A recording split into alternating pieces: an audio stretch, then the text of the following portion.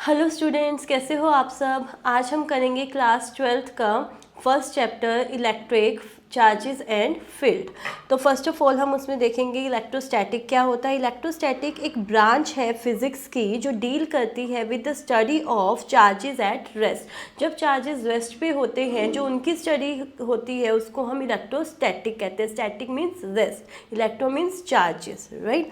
तो जो ये इलेक्ट्रोस्टैटिक चार्जेस होते हैं हम कैसे प्रोड्यूस कर सकते हैं, they are the different ways. तो फर्स्ट वे है फ्रिक्शनल इलेक्ट्रिसिटी।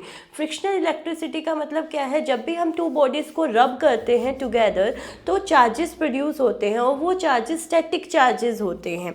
तो फॉर एग्जांपल जैसे ग्लास रोड और सिल्क को अगर हम रब करवाएं टुगेदर, इन दोनों को रब करवा रहे हैं, तो जो ग्लास रोड है उसकी जो एफिनिटी होती है इलेक्ट्रॉन लूज़ करने की वो ज़्यादा है।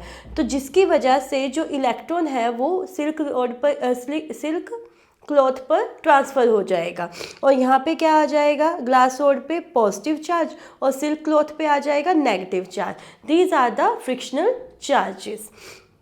Next one is the charges होते क्या हैं। अगर हम चार्जेस की बात करें तो हम चार्जेस को क्यू से डिनोट करवाते हैं और इसको लिखते हैं इंटीग्रल मल्टीपल ऑफ द ई।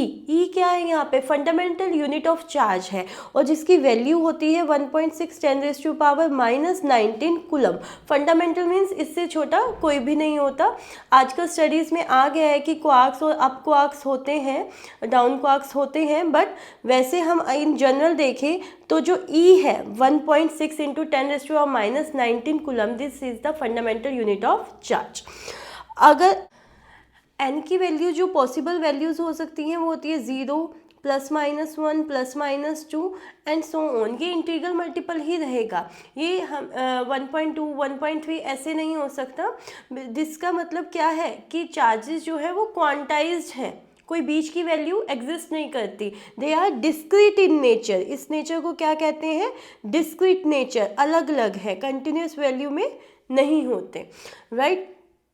अच्छा, चार्जेस के जो टाइप्स देखें हम, चार्जेस कैसे होते हैं, पॉजिटिव भी हो सकता है, नेगेटिव भी हो सकता है, न्यूट्रल भी हो सकता है। जो पॉजिटिव है, नेगेटिव है, वो क्या करते हैं, रिपेल करते हैं, और जो पॉजिटिव नेगेटिव की बात करें वो आपस में क्या करेंगे, अट्रैक्ट करेंगे। अगर हमने देखना है कि किसी बॉडी में कैसा चार्ज है तो बेस्ट वे है रिपल्शन।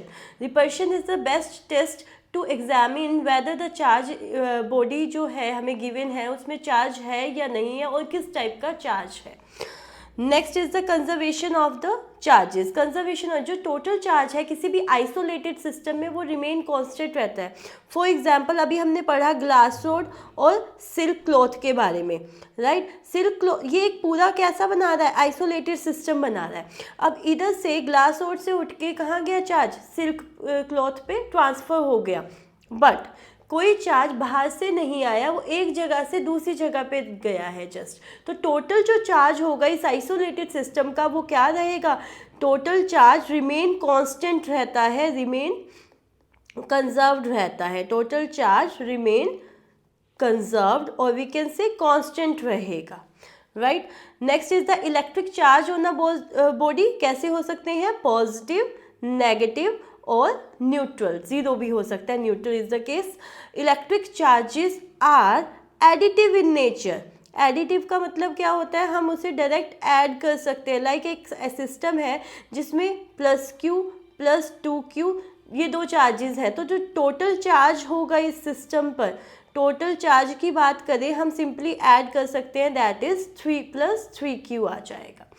ओके, नेक्स्ट हम कैसे प्रोड्यूस कर सकते हैं static charges, charging by induction. Charging by induction क्या है, चार्जिंग बाय इंडक्शन, अगर हम इन चार्जिंग बाय इंडक्शन एक चार्ज बॉडी लेते हैं ए जो इम्पार्ट करेगी to the another body B some charges of opposite sign without any actual contact between A and B। A and B में without any actual contact जो charge है A से वो impart हो जाएंगे बॉडी B में। The body A shall not lose any charge in this process। इस process के अंदर A बॉडी जो होगी, जो इम्पार्ट कर रही है charges in the B body, वो कोई भी चार्ज लूज नहीं करेगी। तो देखते हैं कैसे। हम कंसीडर करते हैं ए बॉडी जो चार्ज है positively and B body that is neutral here, right. अब नाउ अगर हम ए बॉडी को जो चार्ज है उसको बी बॉडी के पास लेके आएंगे तो जो एक बी के फ्रंट फेस पर नेगेटिव चार्ज इंड्यूस्ड हो जाएगा और बैक फेस पर पॉजिटिव चार्ज इंड्यूस्ड हो जाएगा, उतना ही जितना नेगेटिव हुआ है। एंड देन आफ्टर अगर हम बैकवर्ड साइड को ग्राउंड कर दें तो ये सारा पॉजिटिव चार्ज कहाँ चला जाएगा, ग्राउंड में चला जाएगा।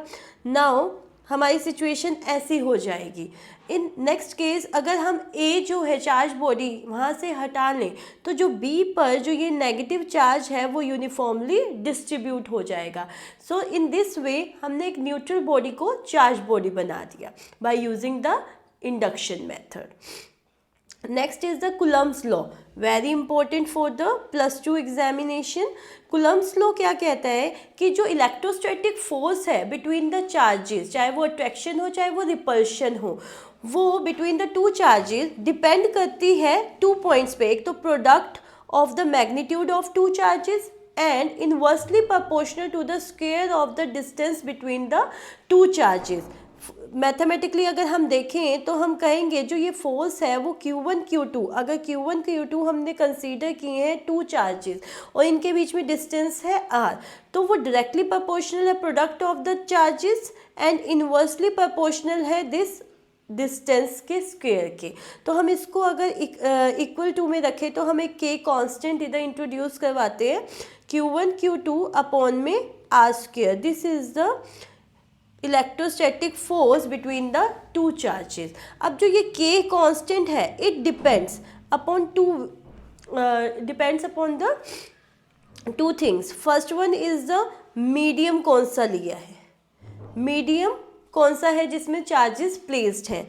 Second one units, system of units जिसमें हम उसको मेज़र कर रहे हैं, सिस्टम ऑफ यूनिट्स जिसमें हम ये फोर्स मेज़र कर रहे हैं। तो फर्स्ट केस कंसीडर करते हैं हम SI सिस्टम और उसके लिए मैंने कंसीडर कर लिया फ्री स्पेस या वैक्यूम कह दो, राइट, या एयर कह दो, एक ही बात है।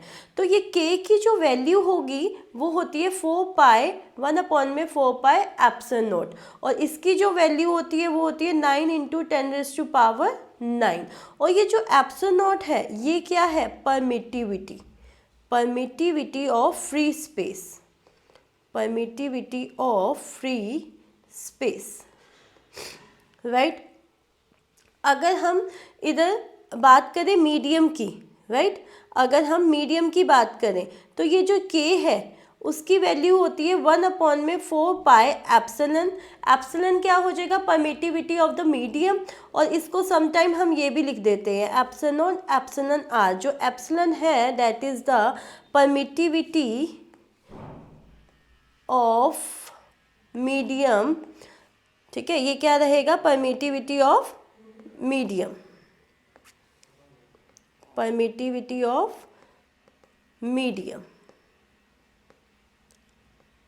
राइट। और इसकी जो वैल्यू होती है वो होती है एप्सिलॉन आर, और ये एप्सिलॉन आर क्या है, रिलेटिव परमिटिविटी है। इसको समटाइम हम डाइलेक्ट्रिक कांस्टेंट से भी रिप्लेस कर देते हैं, that is the capital K, it is a dielectric constant, right. Next one is the CGS system में अगर हम देखें तो इसकी वैल्यू जो ये K कांस्टेंट है इसकी जो वैल्यू होगी वो होगी 1 फ्री स्पेस के लिए। This is for the free space, right. और अगर हम K, स्मॉल k है ये कांस्टेंट, ये capital K is the dielectric constant, small k is that constant 1 upon में 4 पाई एप्सिलॉन नॉट। अगर हम मीडियम की बात करें तो 1 अपॉन में K that is the dielectric medium, और कह सकते हैं हम, और इसको हम कह सकते हैं एप्सिलॉन आर, राइट। तो ये हमारे पास आ जाएगा फॉर द मीडियम, किसी अगर वो मीडियम में हम उसको मेज़र कर रहे हैं। Next is the dielectric constant in terms of force between the two charges. First of all अगर हम कंसीडर करें वैक्यूम या एयर तो जो K है वो क्या होगा, K Q1 Q2 अपॉन में R स्क्वायर। मान लो Q1 Q2 दो चार्जेस थे जिसके बीच का डिस्टेंस R था और ये कहाँ पे है, एयर में है, एयर में है प्लेस्ड, ठीक है। तो फोर्स ये होगी और इसकी वैल्यू क्या हो जाएगी 1/4 Q1 Q2 R square, right. ये हो गया वैक्यूम या एयर में कहेंगे हम। और अगर यही सेटअप हम मीडियम में देखें किसी जिसका डाइलेक्ट्रिक कांस्टेंट हम कंसीडर कर लेते हैं कैपिटल K है, तो चेंज सिर्फ यही आएगा, राइट। अगर हमने इसको किसी मीडियम में कर लिया, किसी मीडियम में ले आए Q1 Q2 और ये क्या है R है, राइट। और इसको हमने किसी मीडियम में ले आए K डाइलेक्ट्रिक कांस्टेंट के मीडियम में, तो हम अगर इसकी रेशियो लें FV/FM, so we get K। तो this is the dielectric constant in terms of the forces. अगर हम इसको डिवाइड कर दें, इक्वेशन 1 को और 2 को डिवाइड किया है, 1 divided by 2। Okay, next is the Coulomb's law in the vector form. Coulomb's law को अगर वेक्टर फॉर्म में देखें तो मान लेते हैं Q1 Q2 दो चार्जेस हैं जिनके बीच का डिस्टेंस है R, जिनके बीच का डिस्टेंस है R। अगर हम कहें कि जो F12 is the force exerted on the charge 1 by 2, तो उसकी डायरेक्शन क्या होगी, दिस वन होगी, F12 की force on the charge 1 by 2। तो इसको अगर हम लिखेंगे तो लिखेंगे Q1 Q2 R square. R कौन सा, इसका पोजीशन वेक्टर क्या होगा, पोजीशन वेक्टर होगा R21, position vector is R21 का स्क्वायर। और यहाँ पे अगर हम इसको वेक्टर्स की फॉर्म में देखेंगे तो ये this is the magnitude and this is the direction. Next अगर बात करें F21 क्या होगा, Q1 Q2 R12 का स्क्वायर R12 यूनिट वेक्टर। जो F21 का मतलब क्या है, force exerted on the 2 by charge 1, तो direction is this one, F21 की, राइट। और इसका जो पोजीशन वेक्टर होगा वो क्या होगा, 1 से 2, this R12 unit vector, clear. अब ये जो R12 यूनिट वेक्टर है वो माइनस है R21 यूनिट वेक्टर में, एक अगर x डायरेक्शन में तो दूसरा कैसे है, माइनस डायरेक्शन में, नेगेटिव डायरेक्शन में। तो इसका मतलब क्या हुआ, F12 is equal to negative of F21। That means जो ये कुलम्स लॉ है वो फॉलो करता है, जो कुलम्स लॉ है वो फॉलो करता है Newton's third law of motion. Coulomb's law obey Newton's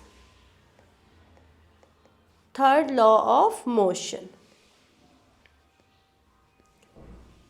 right.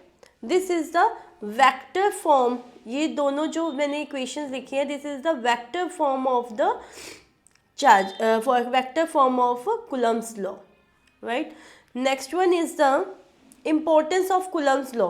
तो फर्स्ट इज थर्ड लॉ को ओबे करता है, second one is it is central force. Central force का मतलब क्या है, इलेक्ट्रोस्टैटिक फोर्स, सेंट्रल फोर्स, कि ये दो चार्जेस की लाइन ज्वाइनिंग पे एक्ट करती है, दिस दो चार्जेस की लाइन ज्वाइनिंग पे। अगर इसको लिखेंगे तो F21 और इसको लिखेंगे तो F12, line joining of two charges पर एक्ट करती है, तो it is central in nature, right. Coulomb's law in position vector की टर्म्स में कैसे लिखेंगे, तो सिंपल है। पोजीशन वेक्टर हमको पता है क्या होते हैं, पोजीशन वेक्टर वो होते हैं जो किसी भी पॉइंट का पोजीशन बताते हैं विद रिस्पेक्ट टू ओरिजिन। जैसे ए पॉइंट पर चार्ज है Q1, इसका हम एज्यूम कर लेते हैं पोजीशन वेक्टर R1 है विद रिस्पेक्ट टू ओरिजिन, और R2 है B का विद रिस्पेक्ट टू ओरिजिन। तो अगर हम इधर बात करें AB, अगर AB देखें तो ये हम कहेंगे R12 है, तो F21 that is the force acted on charge 2 by 1 is equal to K Q1 Q2 upon में R12 का स्क्वायर R12 यूनिट वेक्टर। अगर इसको हमने वेक्टर की फॉर्म में बनाना है तो हमें पता है वेक्टर का फॉर्मूला क्या होता है, R12 से मल्टीप्लाई करवा दिया, R12 से डिवाइड, मैग्नीट्यूड है, साथ में यूनिट वेक्टर था, magnitude into unit vector is a vector r12 cube हो गया यहाँ पे, और ये r12 वेक्टर हो गया। Now this is the f21। Now अगर हम ट्रायंगल लॉ ऑफ वेक्टर देखें, ट्रायंगल लॉ ऑफ वेक्टर, तो by in triangle AOB R1 plus में R12 इज इक्वल टू में क्या होगा, R2 होगा। तो R12 को हम क्या लिख सकते हैं पोजीशन वेक्टर्स की टर्म्स में, R2 माइनस R1। तो we can write F21 is equal to K Q1 Q2 R12 cube R2 minus में R1, right. This is the vector form of Coulomb's law, because ये क्या आ गया, vectors की terms में है और ये पोजीशन वेक्टर्स की टर्म्स में है। इसको हम लिख सकते हैं K Q1 Q2 R2 minus R1 upon में R2 माइनस R1 का cube. These are the vector, these are the magnitude. This is the position vector representation of the Coulomb's law. Similarly हम दूसरी फोर्स के लिए भी लिख सकते हैं। सिमिलरली F12 फोर्स के लिए हम लिख सकते हैं K Q1 Q2 R1 minus में R2 का क्यूब R1 माइनस R2 का क्यूब और R1 माइनस R2, राइट। ये आ जाएगा हमारा पोजीशन वेक्टर की टर्म्स में Coulomb's law. Clear? Okay. Next one is unit of charges. Charge की जो SI यूनिट है वो क्या होती है, कूलम्ब। अगर हम C से डिनोट करते हैं, अगर हम CGS की बात करें तो दो तरह की CGS यूनिट होती है। एक होती है ESU, that is the electrostatic unit, और एक होती है EMU of charge, that is the electromagnetic unit. और इन रिलेशन रहेगा इन EMU में, कूलम्ब में एंड ESU ऑफ चार्जेस में, वो ये रहेगा। EMU सबसे बिगर यूनिट है, then coulomb and then electrostatic unit. This is the relation between EMU, coulomb and ESU of charge. Next is the force among many charges, that is the principle of superposition. मान लो एक तुम्हें test charge दे रखा है Q0 और उसके ऊपर बहुत सारे चार्जेस फोर्स लगा रहे हैं simultaneously, and charges are given, right, and charges are given. तो जो फोर्सेस लगा रहे हैं वो Q0 पर, वो सारा क्या होगा, वेक्टर सम में हम टोटल फोर्स को रिप्रेजेंट कर सकते हैं। तो total force on the charge Q0 is equal to में F01 F02, that is vectorially add करेंगे हम इसको, F03 एंड सो ऑन। तो ये हो जाएगा K Q1 Q0 अपॉन में R010 square R10 unit vector, K Q2 Q0 R20 square R20 unit vector and so on. And we general form जो इसकी बनेगी वो क्या होगी, K Q0 I12N, तो ये हो जाएगा QI अपॉन में RI0 का स्क्वायर, और we can write it as K Q0 बाहर आ जाएगा, that is constant for all, I12N QI RI0 square. तो this is the principle of superposition, कि जो टोटल फोर्स होगी वो अलजेब्रिक वेक्टर सम होगा सभी फोर्सेस का, right. Next one is the force due to the continuous charge distribution. Now हमने consider की एक चार्ज बॉडी जो कंटिन्यूस है, ये पूरे पे चार्ज है, कोई भी क्यू एज्यूम कर लेते हैं, Q0 एक यहाँ पे डिस्चार्ज है, जो इस पूरी बॉडी की वजह से Q0 पे कितना फोर्स लगेगा वो हमें फाइंड आउट करना है। तो सबसे पहले हम एक छोटा एलिमेंट कंसीडर करेंगे जिसका चार्ज क्या है, dq है। dq is a small charge on element, right.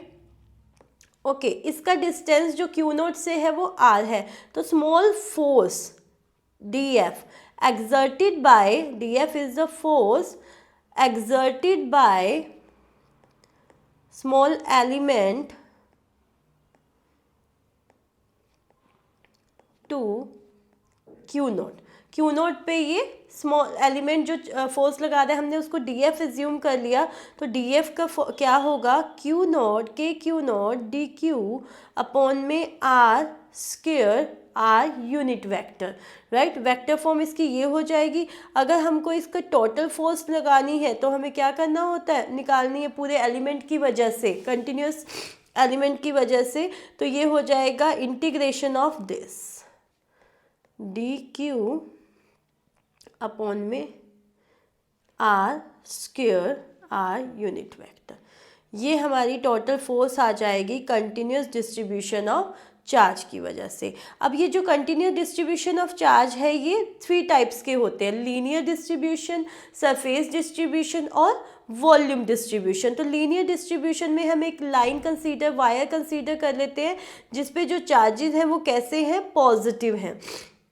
Again एक dq small element of length q note consider किया जिसका डिस्टेंस r है q नोट से। तो इसके लिए हम lambda that is the linear charge density को डिफाइन करते हैं, लीनियर चार्ज डेंसिटी। और ये होती क्या है, लैम्डा इज इक्वल टू में dq अपॉन में dl होती है, चार्ज पर यूनिट लेंथ। अगर हम इस फर्स्ट इक्वेशन में ये dq की वैल्यू सब्सटीट्यूट कर दे तो हमारे पास फोर्स आ जाएगी due to this linear distribution of charge की वजह से, that is k q naught dq की वैल्यू यहाँ से अगर हम देखें तो लैम्डा dl हो जाएगी, लैम्डा dl अपॉन में r square. Okay, next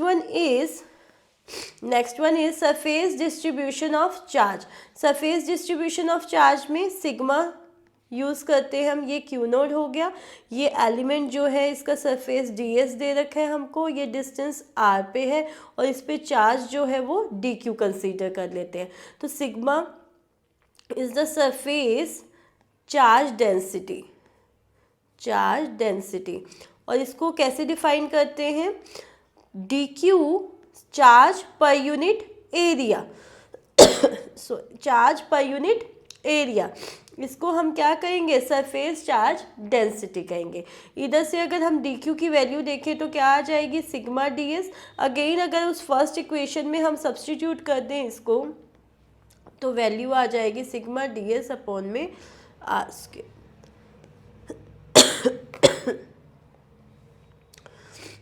next is the volume distribution of charges. Volume distribution of charges में ये स्मॉल वॉल्यूम कंसीडर कर ली, एलिमेंट इसका चार्ज dq कंसीडर कर लिया, r डिस्टेंस पे है। तो यहाँ पे जो रो होगा वो डिनोट कर रहा है वॉल्यूम चार्ज डेंसिटी को, वॉल्यूम चार्ज डेंसिटी। और इसकी जो वैल्यू होती है वो क्या होगी, चार्ज पर यूनिट वॉल्यूम। और अगर हम अगेन सब्सटीट्यूट करें यहाँ पे dq की value rho dv from this, ठीक है, तो फोर्स जो है हमारे पास वो क्या आ जाएगा, k q naught rho dv upon में r square r unit vector, total जो फोर्स होगी due to the volume distribution of charge. Okay, next topic आता है इलेक्ट्रिक फील्ड। इलेक्ट्रिक फील्ड है क्या, electric field is the space और the region around the charge जहाँ पर उसकी जो स्ट्रेंथ है, चाहे फोर्स ऑफ अट्रैक्शन है चाहे फोर्स ऑफ रिपल्शन है, एक टेस्ट चार्ज के ऊपर फील की जा सके। ठीक है, कोई भी अगर टेस्ट चार्ज किसी चार्ज की फील्ड में पड़ा हुआ है, रीजन में पड़ा हुआ है और वो एक्सपीरियंस कर रहा है कोई भी फोर्स, तो हम वो कहेंगे वो दूसरे चार्ज का क्या है, फील्ड है। राइट। तो हम इसको डिफाइन कैसे करते हैं? द स्पेस और the region surrounding the given charge in which an electrostatic force of attraction और repulsion may be experienced by a test charge is called the electric field.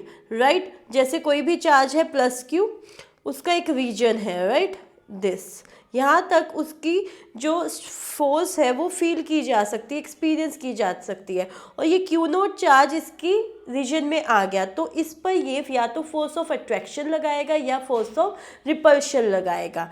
तो उसको हम मेज़र किस टर्म्स में करते हैं? इलेक्ट्रिक फील्ड इंटेंसिटी की terms में हम उसको मेज़र करते हैं कि उसने कितनी फोर्स लगाई, और वो क्या है? Electric field intensity is equal to में force per unit test charge, force per unit test charge. Force का कूलम्ब्स लॉ से हमको फॉर्मूला पता है क्या होता है। मान लो इनके बीच का जो डिस्टेंस है वो r है, तो ये होगा, तो फ्रॉम दिस जो E की वैल्यू है वो क्या आ जाएगी? के क्यू अपॉन में are square r unit vector. तो this is the electric field intensity of a charge plus q. Again मान लो क्यू नोट चार्ज इधर है, के क्यू यहाँ पे आर डिस्टेंस पे, और ये इसके रीजन में एंट्री कर रहा है, तो electric field is equal to में force per unit charge, and we get E is equal to k q q naught r square are unit vector. Sorry, this is the force, and electric field is equal to force per unit charge, that means k q r unit vector r square. This is electric field for the positive charge. अच्छा, इसकी जो unit होगी SI unit की अगर हम बात करें, SI unit जो इसकी होगी वो होगी न्यूटन पर कूलम, और अगर हम CGS की बात करें, CGS होगी इसकी डाइन पर EMU of charge, right. Next is electric field due to the point charge in terms of the position vector. जैसे हमने फोर्स में किया था सेम स्टेप्स ही हैं, सिर्फ क्यू नोट से हम इसको डिवाइड कर देंगे।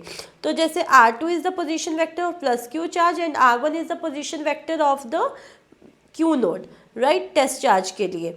तो अगर इसका पोजीशन वेक्टर देखें हम, जो प्लस क्यू लगाएगा क्यू नोट पर फोर्स लगाएगा, तो वो हो जाएगा हमारा आर, एज्यूम कर लेते हैं। तो again by using triangle law of vector, R2 plus में R vector is equal to में R1 vector, and R vector is equal to में R1 माइनस में R2, राइट। और फोर्स अगर हम देखें प्लस क्यू लगा रहा है क्यू नोट पर, प्लस क्यू के, राइट, तो वो क्या होगी? K q q naught upon में are square are unit vector. Again इसको वेक्टर की फॉर्म में अगर हम लिखेंगे तो क्या हो जाएगा? आर क्यूब, और यहाँ पे आ जाएगा r vector, right. This is a force.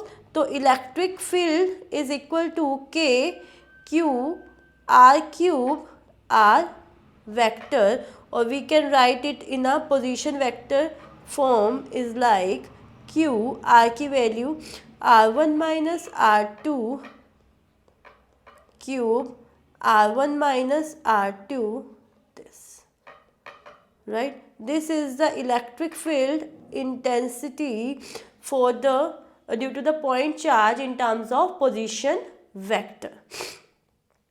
Okay. Next one is the electric field due to the discrete charges. Discrete charges की वजह से, जैसे हमने फोर्स में किए थे summation of q i upon में r i naught square r i, same रहेगा, जस्ट क्यू नॉट से हम डिवाइड कर देंगे, एंड ये 1 बाय अपॉन में 4 पाई एप्सिलॉन नॉट किसके इक्वल है? के इक्वल है। कंटिन्यूस चार्जेस के लिए भी हमारे पास सेम एक्सप्रेशन रहेगी, राइट। इलेक्ट्रिक डायपोल क्या होता है? इम्पोर्टेंट है। Electric dipole is a pair of two equal and opposite charges, separated by some distance. तो उसको हम क्या कहते हैं, इलेक्ट्रिक डायपोल। इसको जो मेज़र करते हैं हम करते हैं इलेक्ट्रिक डायपोल मोमेंट की टर्म्स में, P से डिनोट करते हैं। और जो it is the product of what, product of either charge into में डिस्टेंस बिटवीन द चार्जेस। तो ये होती है हमारी जो ये P है वो क्या है, electric dipole moment, right. P is the electric dipole moment. इसकी अगर SI यूनिट की बात करें तो वो होगी कूलम्ब मीटर, और CGS की बात करें, यूनिट्स की बात करें तो वो होगी ESU of charge centimetre, right. Next one is electric field intensity at a point due to electric dipole. Important question बनेगा इस पर से भी। When a point lies on the axial line of the dipole, एक हमें dipole given है -q + q, एक P point और सेपरेटेड बाय डिस्टेंस 2a, ये एक डायपोल है। P पॉइंट एक्सियल पॉइंट है, मतलब इसी की एक्सिस पे लेना है हमने। इस P पॉइंट पर हमें इलेक्ट्रिक फील्ड फाइंड आउट करनी है ड्यू टू दिस डायपोल की वजह से। तो फर्स्ट ऑफ ऑल हम क्या करते हैं, इलेक्ट्रिक फील्ड देखते हैं ड्यू टू +q चार्ज। जो +q चार्ज है उसमें से हमेशा जो इलेक्ट्रिक फील्ड होती है वो मूव करती है अवे, राइट, दिस डायरेक्शन में। तो वो P पॉइंट पे कैसी होगी, इस डायरेक्शन में होगी। तो E1 that is the electric field due to charge +q at point P, ठीक है, eight point P।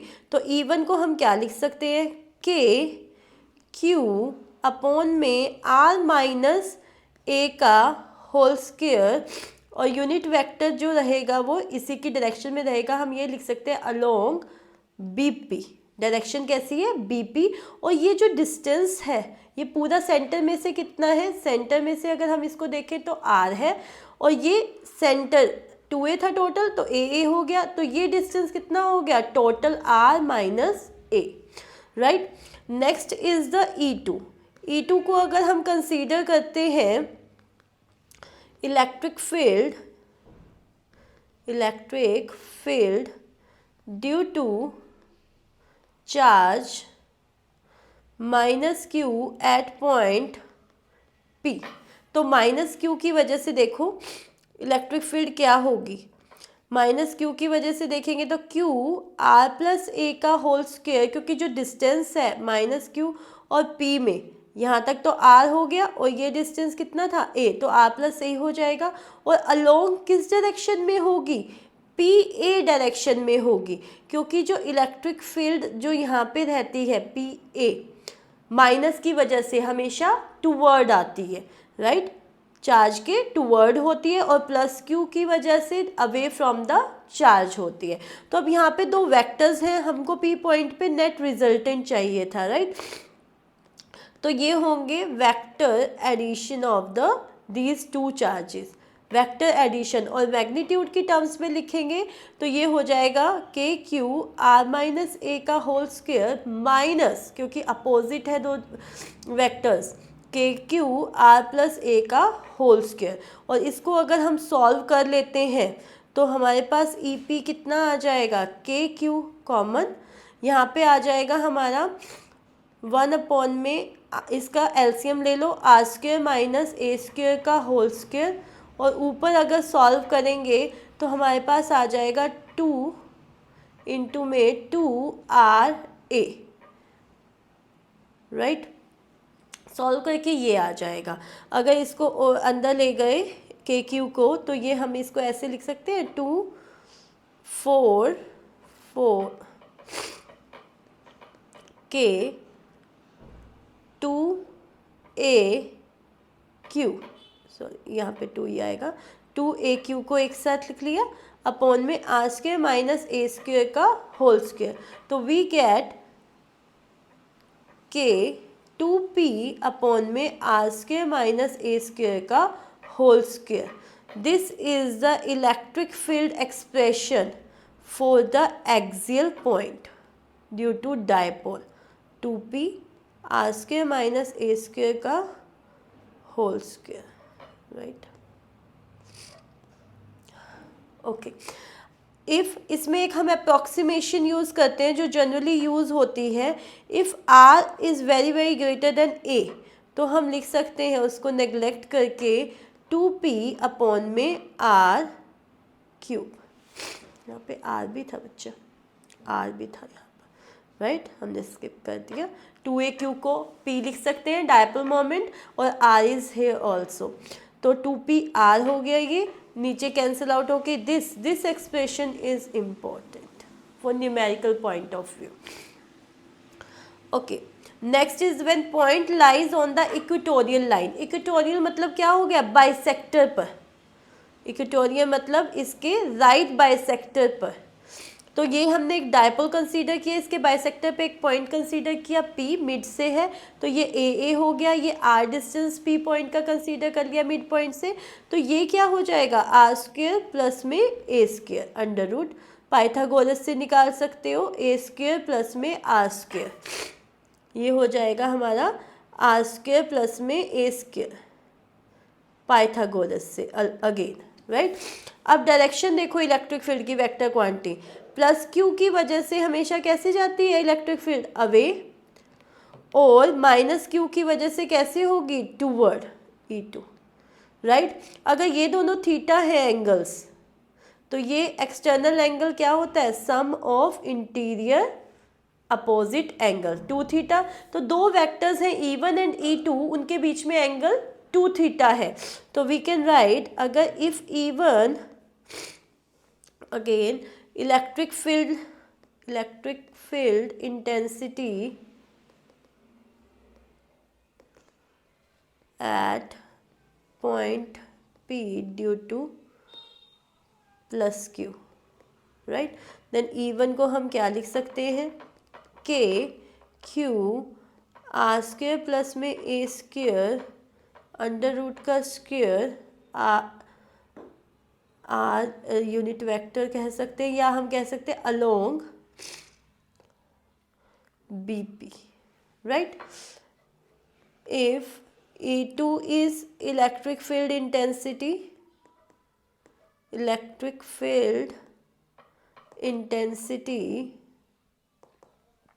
at point P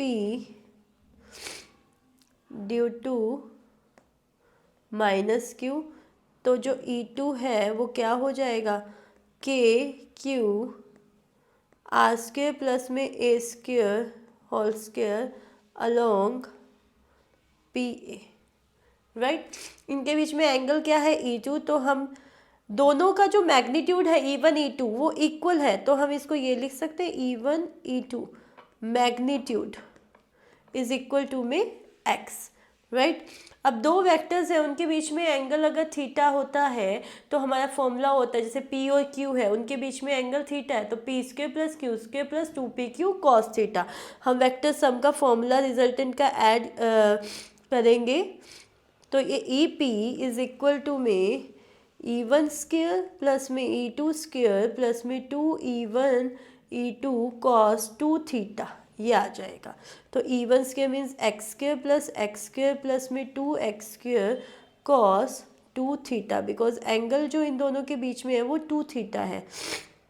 यहाँ से हम 2x स्क्वायर को कॉमन निकाल सकते हैं, 1 प्लस में कॉस 2 थीटा को क्या लिख सकते हैं, cos square theta 2 cos square theta -1 से 1 cancel out, and we get 4x square cos square theta, we get 2x cos theta, and this is the resultant EP. Okay, cos theta जो है, अगर हम इस ट्रायंगल से देखें, इधर triangle से अगर cos थीटा फाइंड आउट करें, PA से कर लें, तो ये हो जाएगा बेस अपॉन में hypotenuse, right. So we get A under root A square plus में R स्क्वायर, तो 2x A स्क्वायर प्लस में R स्क्वायर का अंडर रूट, एंड x की वैल्यू सब्सटीट्यूट कर दें ऊपर से, 2KQ R स्क्वायर प्लस में A स्क्वायर का square A R square plus में ए स्क्वायर का अंडर रूट, राइट, 1/2 कह सकते हैं। तो ये हमारे पास हो जाएगा 2AQ, क्या हो जाएगा 2AQ इज पी अगेन, और नीचे आ जाएगा आर स्क्वायर प्लस में ए स्क्वायर की पावर 3/2। ये हमारी इक्वेटोरियल इलेक्ट्रिक फील्ड आ गई, आर स्क्वायर प्लस में ए स्क्वायर 3/2, राइट। इसलिए हम अप्रोक्सीमेशन लगाएं, इफ़ जो आर है वो बहुत बड़ा है ए से, देन जो ये ई पी है वो रिड्यूस हो जाएगी KP/R³। This is the result. और यहाँ से हमें एक रिलेशन मिल गया कि जो ई एक्सियल हमने उधर फाइंड आउट की थी वो ट्वाइस होगी ई इक्वेटोरियल के। देखो यहाँ पे P/R³ आया है, और एक्सियल के लिए जो हमने कैलकुलेट की थी वो 2P/R³ आया था, दिस वन, एंड इसके लिए था KP/R³। तो ये इसकी इक्वेशन आ गई, that is the E axial is equal to में 2E इक्वेटोरियल, ट्वाइस होती है, ये एक रिलेशन आ गया एक्सियल और इक्वेटोरियल में। Next is the torque acting on electric dipole in the uniform electric field. Whenever a electric dipole is placed in a uniform electric field making an angle with it, then a couple of forces, that is minus Q पे downward direction में लगेगी and plus Q पर positive QE in the upward direction, in the direction of the electric field. जो ये force लग रही है this is due to the electric field की वजह से इन दोनों चार्जेस पे जो फोर्स लग रही है वो कंस्टिट्यूट करेगा एक कपल। और ये जो कपल ऑफ फोर्सेस होती है वो उसकी टेंडेंसी है is to rotate the dipole which is called the torque, और इसी को हम क्या कहते हैं, टॉर्क कहते हैं। तो हम टॉर्क के लिए लिख सकते हैं, टॉर्क की अगर बाय डेफिनेशन देखें हम, torque is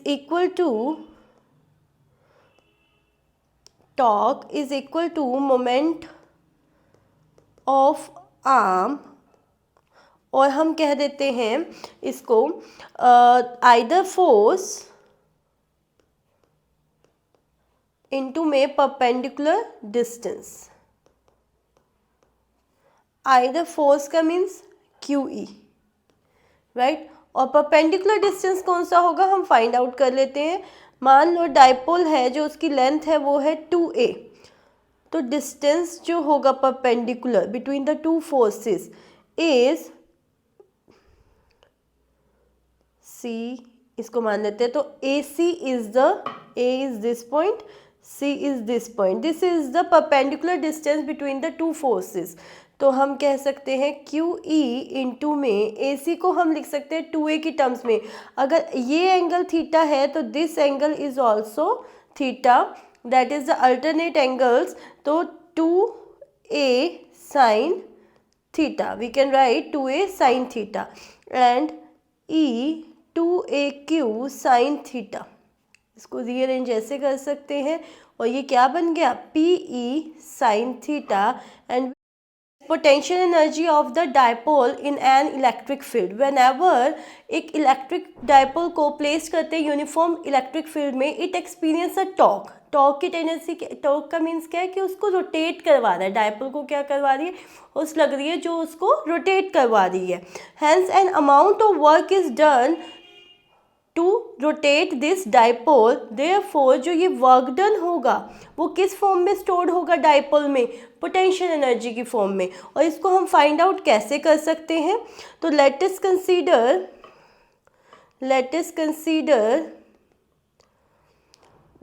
d theta is the angle by which a dipole is to be rotate.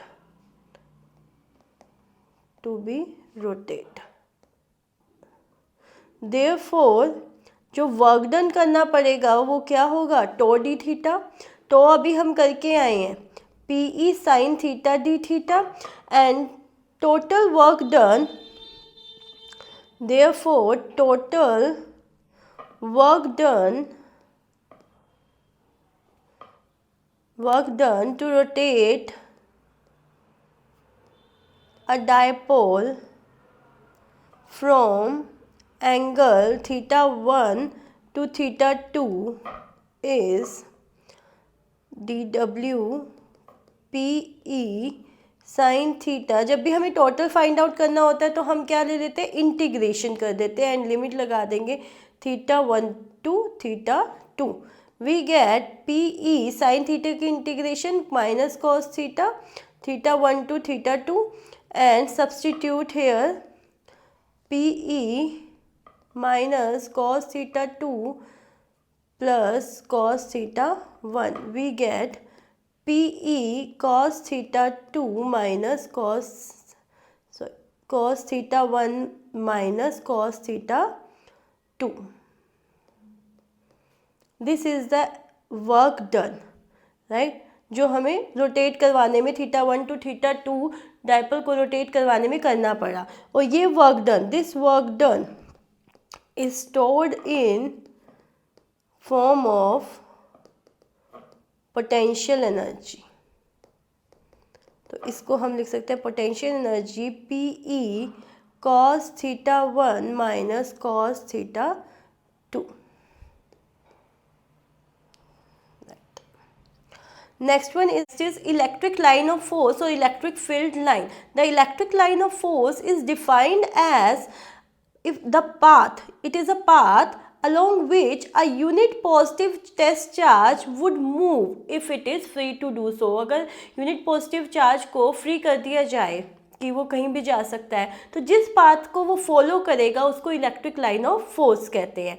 और वी कैन से अगर हम टेंजेंट ड्रॉ करें कर्व पर तो वो डायरेक्शन इंडिकेट करेगा इलेक्ट्रिक फील्ड की, राइट। तो प्रॉपर्टीज़ इसकी कैसी हैं, बहुत इंपॉर्टेंट प्रॉपर्टीज़ हैं। क्या क्या प्रॉपर्टीज़ हैं हम देखेंगे। These are the discontinuous curve, ये एक डिसकंटिन्यूस कर्व्स होते हैं, ये पॉजिटिव से स्टार्ट होते हैं और नेगेटिव पे एंड हो जाते हैं, क्लोज लूप नहीं बनाते। सेकेंड प्रॉपर्टी है कि they are always normal to the surface of conductor. Conductor के अगर सरफेस देखें तो इलेक्ट्रिक फील्ड लाइंस जो होती हैं वो परपेंडिकुलर होती है टू द सरफेस एंड हाँ यस देयरफॉर इसीलिए हम कहते हैं कि जो पोटेंशियल होता है कंडक्टर का वो कैसा होता है, इक्वी पोटेंशियल होता है, that is delta we is 0। Third one is the electric line of force do not intersect each other, वो एक दूसरे को इंटरसेक्ट नहीं करती। अगर वो ऐसा करेंगी तो उस पॉइंट ऑफ इंटरसेक्शन पे उसकी दो डायरेक्शन आ जाएगी which is not possible. Next is अगर इलेक्ट्रिक लाइन ऑफ फोर्स को देखें तो वो कभी भी कंडक्टर के अंदर से पास नहीं करती, वो सिर्फ कहाँ हो सकती है, सरफेस पे हो सकती है। वो इनसाइड में इलेक्ट्रिक फील्ड कैसी होती है कंडक्टर की, 0। Next the electric field lines contract करती है लॉन्गिट्यूडनली। लॉन्गिट्यूडनली कंट्रैक्शन का मतलब क्या है, अगर हम दो पॉजिटिव और नेगेटिव अपोजिट चार्जेस कंसीडर करें तो electric field line positive to negative जाएगी और वो ऐसे लगेगी जैसे वो लॉन्गिट्यूडनली कंट्रैक्ट कर रही हैं, right. And last one is the electric field line, अगर हम देखें दो पॉजिटिव या नेगेटिव के बीच में, वो ऐसा लगेगा जैसे लेटरल प्रेशर क्रिएट कर रही है। ये शो कर रहा है कि देयर इज अ रिपल्शन और इन बिटवीन उनके इलेक्ट्रिक फील्ड क्या होगी, 0 होगी। Next property is crowding of electric lines of force indicates the strong electric field there.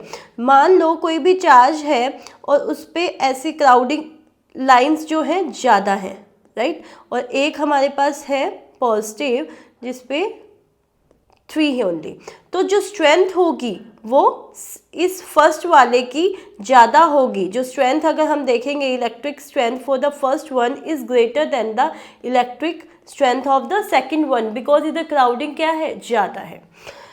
Next electric field lines due to the isolated point charge, positive charge की वजह से जो electric field lines होती हैं वो कैसी होती है, हमेशा अवे फ्रॉम द चार्ज, और इधर नेगेटिव की वजह से it is always directed toward the charge.